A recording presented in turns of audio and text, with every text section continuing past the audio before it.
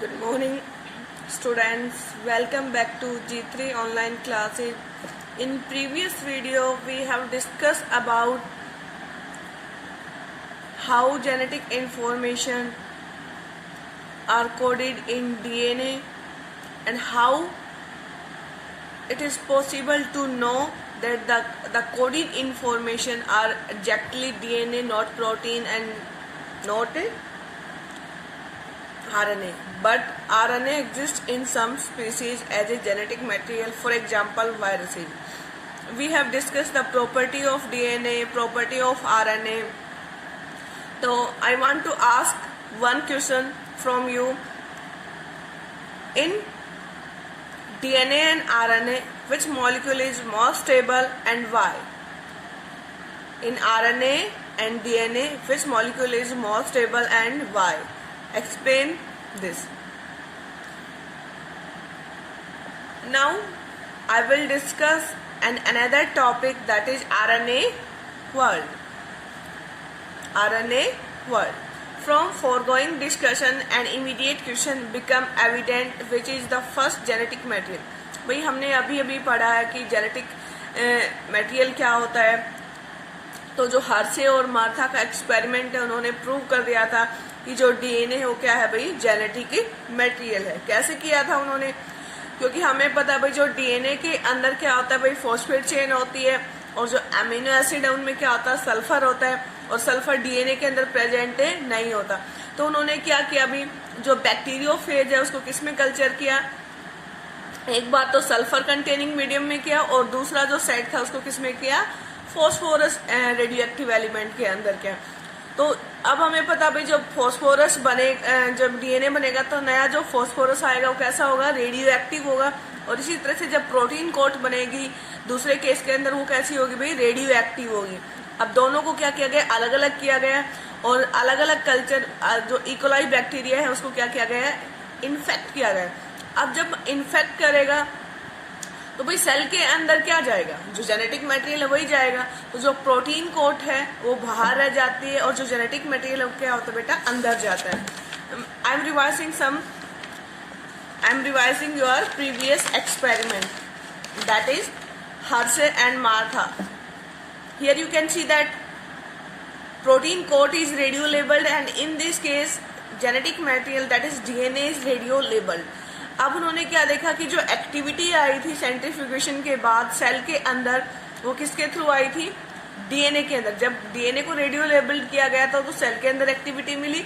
जब प्रोटीन को radio labelled किया था कोई एक्टिविटी नहीं मिली. तो इससे क्या प्रूव होता है कि जो ट्रांसफॉर्म होता है, जो पास होता है वो क्या है भाई, डीएनए.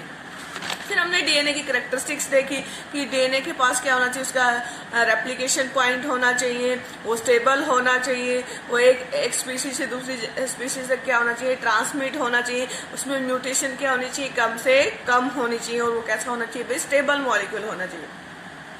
अब बात करते हैं आरएनए वर्ल्ड की. It shall be discussed in detail in the chapter on chemical evolution, but briefly we shall highlight some of the facts and points. देखिए भी जो RNA है वो सबसे फर्स्ट जेनेटिक मटेरियल था. There is now enough evidence to suggest that the essential life process such as metabolism, translation, splicing evolved around RNA. भाई जो सबसे इम्पोर्टेंट है, जैसे प्रोटीन बनती है वो किसकी हेल्प से बनती है, आरएनए की हेल्प से बनती है. जो स्प्लाइसिंग होती है, मतलब जो मैसेंजर आरएनए बनता है, जो कोडेड इंफॉर्मेशन होती है वो किसके थ्रू आती है, आरएनए के थ्रू आती है. RNA use to act as a genetic material. तो आरएनए क्या होता था, पहले जेनेटिक मटेरियल होता था as well as a catalyst, और एक कैटालिस्ट का भी काम करता है. तो कैटालिस्ट क्या होता है भाई, जो किसी भी प्रोसेस को क्या करते हैं, कैरी आउट करने में मदद करते हैं, that are called catalyst. There are some important biochemical reactions in living system that are catalyzed by RNA. तो भाई कुछ ऐसी बायोकेमिकल प्रोसेस होती है जिसके अंदर आरएनए क्या करता है, कैटलिस्ट का काम करता है और उन रिएक्शन को कैरी फॉरवर्ड करने में हेल्प करता है. नॉट बाय प्रोटीन्स, और इसलिए इनको वैसे तो कौन करता है भाई, प्रोटीन्स करते हैं, जैसे हमने एंजाइम्स के बारे में पढ़ा होगा. लेकिन कुछ ऐसे आरएनए मॉलिक्यूल्स है जो क्या करते हैं, इंफॉर्मेशन को, जो रिएक्शन है उसको क्या करते हैं भाई, कैटलाइज करने में हेल्प करते हैं.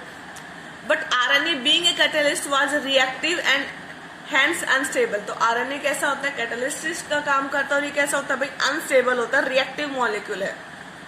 Therefore DNA had evolved from RNA। तो जो DNA बना है वो किससे बना है भाई, RNA से बना है, विद केमिकल मॉडिफिकेशन। आरएनए के अंदर क्या आई है, केमिकल मॉडिफिकेशन आई है, और वो क्या हो गई है, स्टेबल हो गई।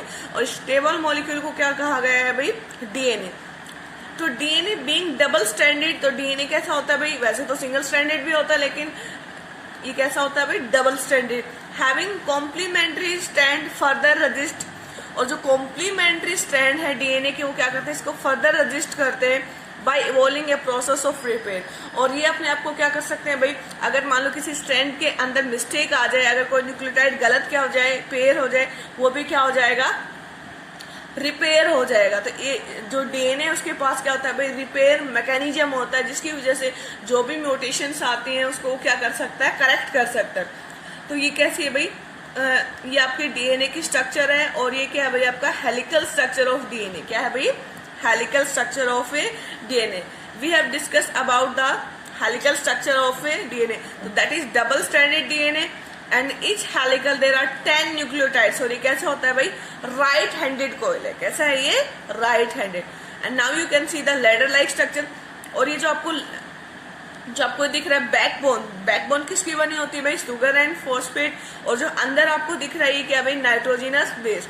ये भी हम पढ़ चुके हैं कि जो एडेनिन है वो हमेशा किसके साथ बॉन्ड बनाएगा, थायमिन के साथ, और जो ग्वानिन है वो किसके साथ बनाएगा, साइटोसाइन के साथ। और यहाँ पे जो बॉन्ड होगा इनके बीच में, प्यूरिन और पायरिमिडिन के बीच में, ये कैसा रहेगा, हाइड्रोजन बॉन्ड रहेगा। In the case of adenine and thymine ये कैसा रहेगा बेटा, double bond, and in the case of guanine and साइटोन it is triple bond. अब बात करते हैं, ये तो है भाई डीएनए की डबल हेलिकल स्ट्रक्चर। अब बात करते हैं रेप्लिकेशन। तो रेप्लिकेशन के बारे में हमने जाना था, रेप्लिकेशन होता क्या है भाई, व्हाट इज रेप्लिकेशन। तो रेप्लिकेशन क्या होता है, the formation of making copy of DNA from DNA, that process is called replication. भाई रेप्लिकेशन क्या होता है भाई, डीएनए से डीएनए की कॉपी बनाने की प्रोसेस को क्या बोलते हैं, रेप्लिकेशन। अब बात करते हैं कि जो डबल हेलिकल स्ट्रक्चर है वो किसने दी थी भाई, वाटसन एंड क्रिक ने दी थी। किसने दी थी, Watson and Crick, and they awarded Nobel prize. इसके लिए उनको नोबेल प्राइज भी मिला था। Had immediately propose a scheme for replication. जैसे ही उन्होंने स्ट्रक्चर बताई डीएनए की, उसके बाद उन्होंने बताया कि रेप्लिकेशन कैसे होता है। To cure their original statement that is as follow. उन्होंने अपने ओरिजिनल स्टेटमेंट के थ्रू बताया था, it has not escaped our notice that the specific pairing we have postulated immediately suggests a possible copying mechanism for genetic material. Watson and Crick in 1953। तो उन्होंने बताया कि हमने क्या किया, डीएनए की स्ट्रक्चर तो बनाई है, उसके साथ साथ हमने ये देखा कि ये जो बेस पेयरिंग है ये कैसे क्या करती है, अपने आप को कॉपी करती है। इस मैकेनिज्म का भी हमने पता लगा लिया है।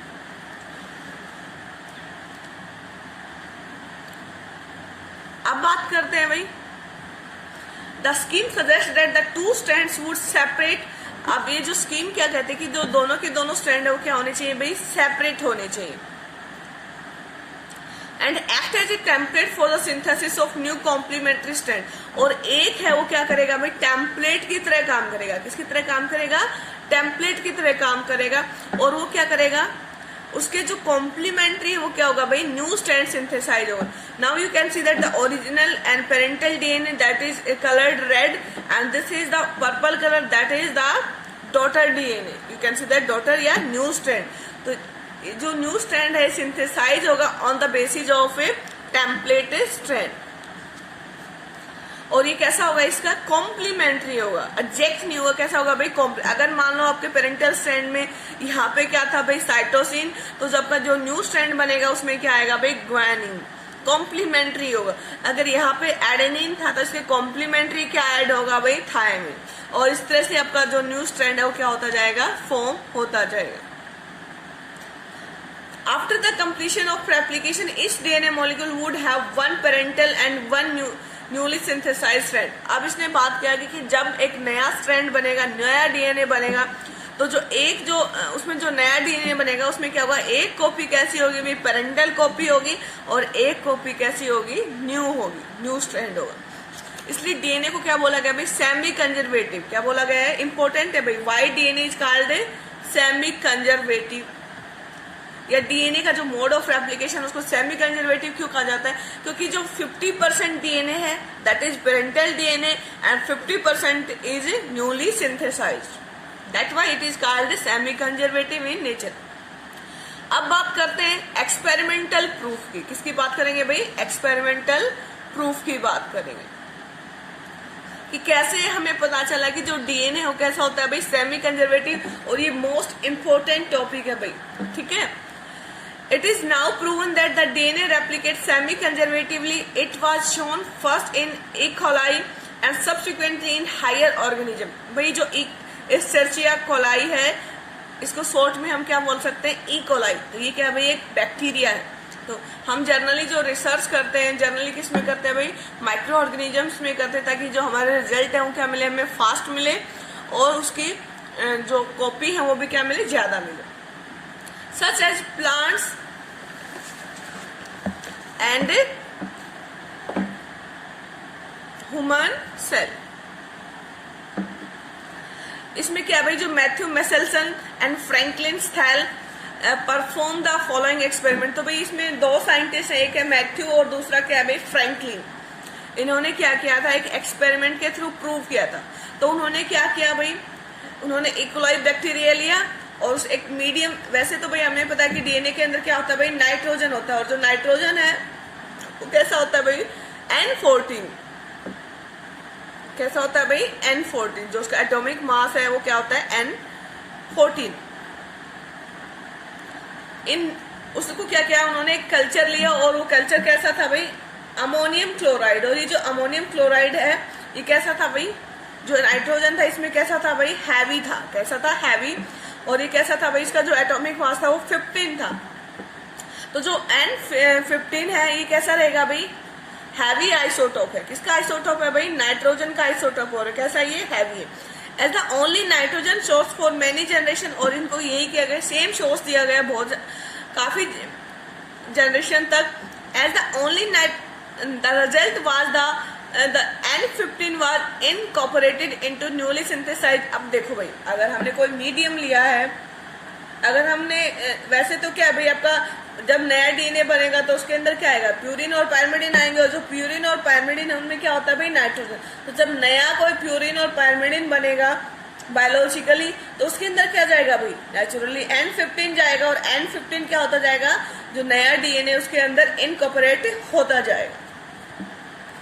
तो अब जो नया डीएनए बनेगा वो कैसा बनेगा भाई, हैवी डीएनए बनेगा। और भाई हमें पता है कि जो डीएनए कैसा है, वो सेमी कंजर्वेटिव का है। तो उसमें 50% क्या बनेगा, नॉर्मल जो नाइट्रोजन होगा, और 50% क्या रहेगा, हैवी डीएनए रहेगा। This heavy DNA molecule could be distinguished from normal DNA. भाई ये जो हैवी डीएनए है इसको हम क्या कर सकते हैं, नॉर्मल डीएनए से सेपरेट कर सकते हैं। और उसके लिए प्रोसेस कौन सी है भाई, सेंट्रीफ्यूगेशन। तो पेपर में आपसे पूछ सकते हैं कि we can isolate the lighter DNA from heavy DNA by which process, that is centrifugation. और सेंट्रीफ्यूगेशन में हम क्या यूज करते हैं भाई, एक केमिकल है दैट इज सीजियम क्लोराइड। क्या यूज करते हैं भाई, सीजियम क्लोराइड। पूछ सकते हैं हम भाई, डीएनए सेंट्रीफ्यूगेशन में कौन सा मॉलिक्यूल यूज होता है, कंपाउंड यूज होता है, दैट इज सीजियम क्लोराइड। और डेंस, और कौन सा मेथड है भाई, density gradient. Please note that the N15 is not a radio active. ये रेडियो एक्टिव आइसोटोप नहीं है, सिर्फ क्या है भाई, heavy DNA. And it can be separated from N14 on the basis of density. भाई इसमें हम रेडियो एक्टिविटी को वो नहीं कर सकते, क्योंकि कैसा है भाई, इसमें रेडियो एक्टिव एलिमेंट है ही नहीं। अब बात करेंगे भाई, आपको भी पता है भाई, जो हैवी चीज होती है वो क्या होती है, सेटल डाउन होती है। जो लाइट चीज होती है, जो लाइट मॉलिक्यूल होता है वो क्या करता है, फ्लोट करता है। तो यही मैकेनिज्म के थ्रू हम क्या करेंगे, अपने डीएनए को सेपरेट करेंगे भाई। क्या करेंगे, सेपरेट करेंगे। देखिए भाई, then they transfer the cell into a medium. अब पहले तो उन्होंने क्या किया भाई, जो नॉर्मल सेल्स थे उसको किसमें डाला, हैवी नाइट्रोजन मीडियम के अंदर डाला, दैट इज अमोनियम क्लोराइड। और उसके बाद उन्होंने क्या किया, नॉर्मल जो अमोनियम क्लोराइड है उसके अंदर डाल दिया। जो then they transfer the cells into a medium with normal ammonium chloride and took samples at various definite time. और उन्होंने क्या लिए, सैंपल्स लिए। अब सेल्स क्या करती है, मल्टीप्लाई करती एंड एक्सट्रैक्टेड डीएनए, और से उन्होंने क्या किया, डीएनए को निकाला, and that remain as double helix, और ये कैसा था भाई, डबल स्ट्रैंडेड डीएनए था। The very samples were separated, और बहुत सारे सैंपल्स लिए गए किसके अंदर भाई, सीजियम ग्रेडियंट्स के अंदर, to measure the density of DNA. तो इससे उन्होंने क्या किया भाई, डीएनए की डेंसिटी को मेजर किया। Can you recall what centrifugal force is and think why a molecule with higher mass and density would sediment faster. भाई जो सेंट्रीफ्यूगल फोर्स हो क्या करता है भाई, सेंटर के अराउंड करता है, जो भी मॉलिक्यूल्स हो क्या होगा भाई, रोटेट करेगा, तो जो हैवी मॉलिक्यूल होगा वो क्या होगा भाई, कंडेंस हो जाएगा। क्या हो जाएगा, कंडेंस हो जाएगा। अब बात करते हैं भाई, इस डायग्राम के थ्रू हम समझ लेते हैं ये क्या है भाई, हमारा पेरेंटल डीएनए जो हमने किस में कल्चर किया गया, उस सेल्स को N15 में किया गया है। तो ये कैसा रहेगा भाई, हैवी डीएनए, और इसको हमने 20 मिनट तक किस में डाला भाई, फर्स्ट जनरेशन को नॉर्मल मीडियम के अंदर डाला। अब नॉर्मल मीडियम में क्या होगा भाई, जो नया स्टैंड बनेगा वो कैसा होगा भाई, N14 टाइप होगा, और जो पुराना था वो कैसा था भाई, जो रेड वन है वो N15 है, हैवी है, और जो ग्रीन और जो लाइटर वन है वो कैसा है भाई, लाइटर डीएनए। तो इसमें क्या है भाई, 50% कैसा है भाई, N15, और नया जो स्टैंड है वो कैसा है भाई, N14 टाइप। इसी तरह से फिर 40 मिनट तक किया भाई। अब इसमें क्या है, 2 जनरेशन आ जाएंगी। तो अब देखिए भाई, अब नया जो मीडियम है वो कैसा है, नॉर्मल है, और पुराना कैसा था भाई, जो पुराना जो मीडियम था वो हैवी लिया था, तो उसमें 50% डीएनए कैसा आया है, हैवी, और 50% कैसा है भाई, नॉर्मल। अब हमने क्या लिया, सिर्फ नॉर्मल मीडियम लिया। तो भाई ये स्ट्रैंड क्या होंगे, आपस में सेपरेट होंगे या नहीं होंगे। तो जो ये ग्रीन है इसके साथ जो कॉम्प्लीमेंट्री आएगा वो नया क्या आएगा भाई, N14 टाइप आएगा। तो जो जब नया आएगा भाई, पेरेंटल स्ट्रैंड है, अगर मान लो ये क्या भाई आपके पेरेंटल स्ट्रैंड है, ये कैसा है भाई N15, और ये कैसा है भाई N14। अब ये क्या होंगे, सिंथेसाइज होगा, तो ये अलग होंगे, ये भी अलग होगा। अब इसके कॉम्प्लीमेंट्री क्या आएगा भाई, नया जो मटेरियल हो कैसा N14 टाइप है, तो यहाँ पे क्या आएगा N14, और इसके कॉम्प्लीमेंट्री भी क्या आएगा N14। तो यहाँ पे यही दिखाया गया है। तो नया ये कैसा है भाई N14 टाइप। अब एक स्ट्रैंड कैसा था N15, तो उसके कॉम्प्लीमेंट्री क्या जाएगा N14। इसी तरह से N15 के कॉम्प्लीमेंट्री क्या जाएगा N14, और यहाँ पे क्या आएगा, एक नॉर्मल आएगा। अब देखते हैं भाई यहाँ पे कैसा रहेगा जब सेंट्रीफ्यूगल फोर्स से करेंगे। तो यहाँ पे जो हैवी डीएनए है वो बॉटम में सेटल डाउन हो चुका है, बॉटम के करीब। तो ये कैसा है भाई, हैवी डीएनए है। अब यहाँ पे क्या होगा भाई, हाइब्रिड डीएनए, क्योंकि 50% कैसा है, लाइटर है, और 50% कैसा है, हैवी। तो ये जो यहाँ पे क्या होगा, सेटल डाउन होगा, लेकिन ये कैसा होगा भाई, इन द मिडल। जो आपका हैवी डीएनए से ऊपर क्या हो जाएगा, ये सेंडिमेंट हो जाएगा। उसके बाद हम थर्ड करेंगे। अब इसमें क्या, 2 तरह के डीएनए हमारे पास, एक कैसा है भाई हाइब्रिड है, और दूसरा कैसा है लाइटर डीएनए। तो भाई लाइटर डीएनए क्या होगा, ऊपर आपका क्या रहेगा, टॉप पे क्या होगा भाई, सेडिमेंट होगा, क्योंकि कैसा है, लाइट है। और जो हैवी डीएनए वो कहाँ पे सेडिमेंट होगा भाई, नीचे सेडिमेंट होगा।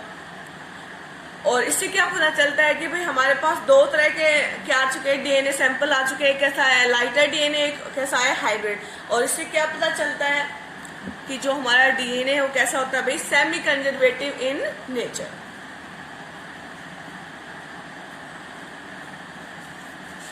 अब आप देख सकते हो यहाँ पे कि जो हमने नेचुरली क्या लिया था भाई, जो हैवी डीएनए लिया था, पेरेंटल डीएनए कैसा है, heavy.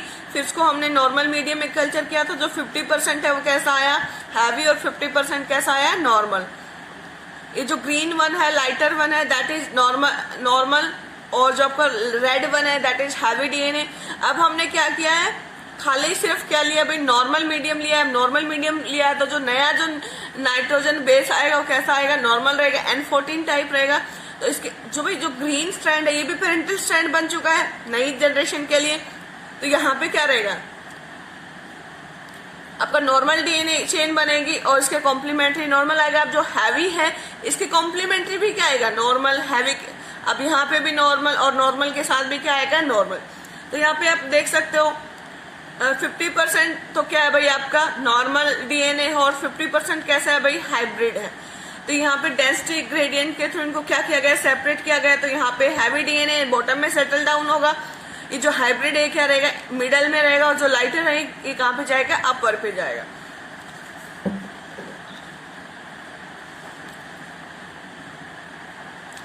DNA was extracted from the culture one generation after the transfer from N15 to N14 medium, that is after 20। देखिए भाई, आपको बता देते कि जो इकोलाई बैक्टीरिया है वो क्या करता है, 20 मिनट बाद क्या कर सकता है, अपनी दूसरी कॉपी बना सकता है। मतलब हर 20 मिनट में वो क्या हो जाता है, डिवाइड हो जाता है, और एक से क्या हो जाता है, 2 हो जाता है। इंपॉर्टेंट है भाई। इसकी जो लाइफ साइकिल है, आपसे पूछ सकते हैं जो इकोलाई है उसकी जो लाइफ है वो कितनी होती है भाई, 20 मिनट की होती है, और 20 मिनट बाद क्या होते हैं, उससे 2 सेल बन जाते हैं। हैड ए हाइब्रिड और intermediate density, DNA extracted from the culture after another generation after 40 minutes, उसमें क्या मिलेगा आपको, 50% कैसा मिलेगा, हाइब्रिड, और 50% कैसा मिलेगा भाई, नॉर्मल। 50% कैसा मिलेगा, नॉर्मल। ठीक है भाई। Composed of equal amounts of this hybrid DNA और लाइट डीएनए हम डिस्कस कर चुके हैं भाई। If E coli was allowed it to grow for 80 minutes, अगर ई कोलाई को हम क्या कर सकते हैं भाई, 80 मिनट तक ग्रो करेंगे, then what would be the properties of light and hybrid density DNA molecule. भाई आपको बताना है कि अगर हम 80 मिनट तक करेंगे, देखो भाई हमने 20 मिनट तक किया तो आपको क्या मिलेगा, खाली 20 मिनट तक तो क्या है, तो आपको क्या मिलेगा, सारा हाइब्रिड डीएनए मिलेगा। फिर अगले 20 मिनट और किया था, टोटल कितना हो गया भाई, 40 मिनट। अब आपको क्या मिला है भाई, 50% कैसा मिला, नॉर्मल, और 50% कैसा मिला आपको, हाइब्रिड। तो भाई नॉर्मल तो नॉर्मल ही रहेगा। अब इस 50% में से क्या हो जाएगा भाई, इसमें जो 50% है इसमें क्या होगा, अब नेक्स्ट आपको कितने मिनट तक करना है भाई, आपने क्या 20 मिनट तक, तो टोटल कितनी होगी भाई, 60 मिनट। तो ये नॉर्मल से क्या रहेगा, नॉर्मल, और यहाँ से क्या आएगा भाई, यहाँ भी जो 50% है इसका भी क्या होगा भाई, आगे फिर अभी 50% होगा, तो इसमें जो 50% है वो कैसा रहेगा भाई, हाइब्रिड, और इसका 50% कैसा रहेगा, नॉर्मल। अब नॉर्मल तो नॉर्मल जाएगा, अगली 20 मिनट में ये फिर से क्या हो जाएगा भाई, इसका 50% नॉर्मल और 50% कैसा रहेगा, हाइब्रिड। तो हमें बताना कि कितना हाइब्रिड होगा और कितना नॉर्मल। देखो भाई ये 50% तो पहले ही नॉर्मल हो चुका है ना। अब इसमें से भाई 50% फिर से नॉर्मल हो गया, तो इसका नॉर्मल कितना होगा भाई, 25% है ना, और आगे जाके क्या हो जाएगा आपका, 25% और ऐड हो जाएगा। तो भाई जो जितना भी डीएनए है उसका, जो आपका हाइब्रिड डीएनए वो कितना रहेगा भाई, उसकी कितनी कॉपी रहेंगी, 2 रहेंगी, और बाकी जितनी भी कॉपी है वो कैसी रहेंगी आपकी, नॉर्मल। देखो भाई यहाँ पे क्या आ चुके हैं आपके, पहले केस में हमने देखा है 50%। चलो हम 40 मिनट बाद देखते हैं कि 40 मिनट में क्या हो गया, आपके पास 2 कॉपी कैसी है, नॉर्मल, और 2 कैसी है भाई, हाइब्रिड। तो ये जो 2 है कैसी रहेंगी, नॉर्मल रहेंगी। इससे जो बनेगी, कितनी बनेगी, 4 कॉपी, तो 4 कॉपी कैसी होगी, नॉर्मल, और ये कितनी होगी भाई, इन 2 कॉपी में से क्या होगा, है भाई, इन 2 कॉपी में से क्या रहेगा, अलग अलग होंगी जब, तो एक कॉपी कैसी आएगी भाई, बताओ भाई, एक कॉपी कैसी आएगी, नॉर्मल, और एक कॉपी कैसी होगी, हाइब्रिड। तो टोटल 5 कॉपी कैसी होगी, नॉर्मल, और एक कैसी है भाई, हाइब्रिड। ठीक है। अब क्या करेंगे, अब फिर से 20 मिनट में जाएगा फिर से, तो यहाँ पे 4 की कितनी हो जाएंगी भाई, 8, और इसकी कितनी हो जाएंगी, 2, और यहाँ पे फिर से कितनी हो जाएंगी भाई, हाइब्रिड है ये, हाइब्रिड में से एक क्या बनेगा, हाइब्रिड, और एक क्या बनेगा भाई, नॉर्मल। तो चलो एक कॉपी क्या होगी आपकी, हाइब्रिड, एक नॉर्मल। देखिए भाई टोटल आपकी 10 कॉपी क्या हो चुकी है भाई, 10 और 1 11 क्या हो चुकी है भाई, नॉर्मल, और आपकी 2 कॉपी कैसी है भाई, 2 कॉपी कैसी है आपकी भाई, हाइब्रिड, कैसी है, हाइब्रिड।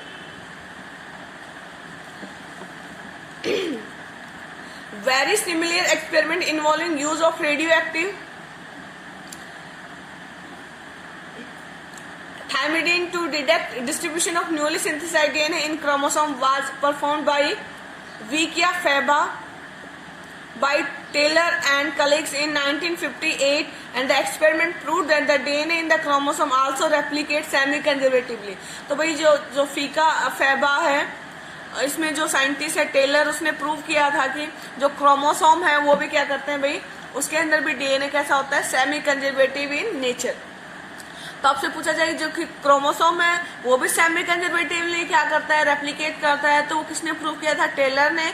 और डीएनए किसने प्रूव किया था भाई, आपका मैथ्यू एंड फ्रैंकलिन। ठीक है, थैंक यू सो मच।